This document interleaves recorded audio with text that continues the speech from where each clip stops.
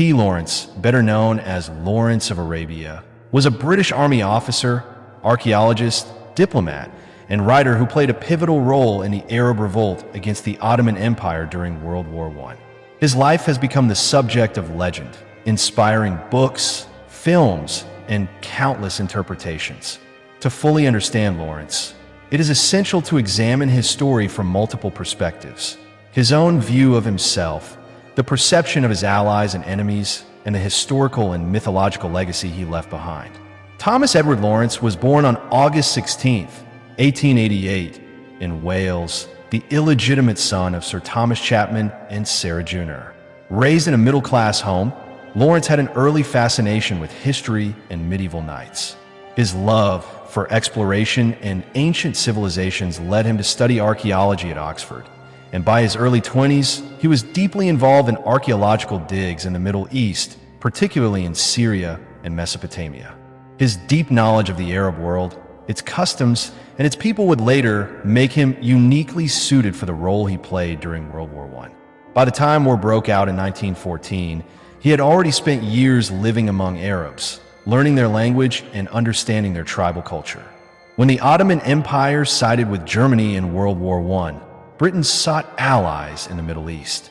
The Arabs, longing to break free from centuries of Ottoman rule, found a powerful partner in Britain. Lawrence was assigned as a British intelligence officer in Cairo, but his life took a dramatic turn when he became involved with the Arab Revolt. Lawrence was sent as a liaison to the Hashemite family, particularly Prince Faisal, the leader of the revolt.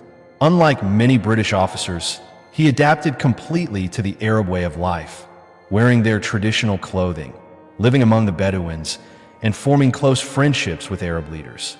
Rather than facing the powerful Ottoman army in direct combat, Lawrence and the Arabs engaged in guerrilla warfare.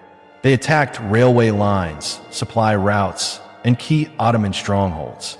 One of their greatest victories was the capture of Aqaba in 1917, an essential port city. Lawrence and his men crossed the deadly Nefud Desert in a daring maneuver to strike from an unexpected angle. With British backing, the Arab forces under Faisal's leadership and with Lawrence's strategic input pushed further north. By October 1918, they had entered Damascus, a moment that seemed to signal the realization of Arab independence. Despite the promises made to the Arabs of independence, the British and French had secretly agreed to divide the Middle East between themselves through the Sykes-Picot Agreement, 1916. Lawrence, who had come to genuinely sympathize with the Arab cause, was devastated by this betrayal. He had assured his Arab allies that Britain would honor its commitments, but behind the scenes, European colonial interests took precedence. When Damascus was taken, it quickly became clear that the Arabs would not be allowed to govern freely. Instead, the French took control of Syria, and the British took Iraq and Palestine. Faisal, whom Lawrence had supported, was eventually forced into exile before being placed on the throne of Iraq as a compromise. After the war, Lawrence struggled with his role in history. He saw himself as a failure for not securing Arab independence and was haunted by the brutality of war. He wrote about his experiences in his famous book, 7 Pillars of Wisdom, blending history, personal reflection, and myth-making. Lawrence refused many honors, including a knighthood, and instead enlisted under false names in the Royal Air Force and the British Army, seeking anonymity. His later years were spent largely in obscurity, writing and working on various projects. In 1935, at the age of 46, he died in a motorcycle accident in England, an abrupt and tragic end to an extraordinary life. In 7 Pillars of Wisdom, Lawrence portrayed himself as a reluctant hero, a man caught between two worlds.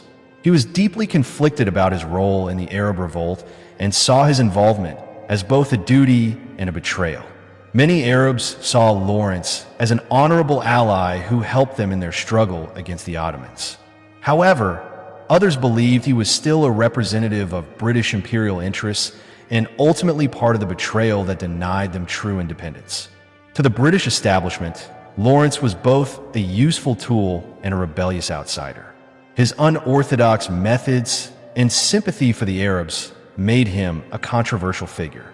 Some saw him as a national hero, while others dismissed him as a self-promoter who exaggerated his importance. Popular culture, especially the 1962 film Lawrence of Arabia, cemented his image as a swashbuckling adventurer. But the real Lawrence was far more complex: a scholar, a warrior, a diplomat, and a deeply conflicted man burdened by his own role in shaping history.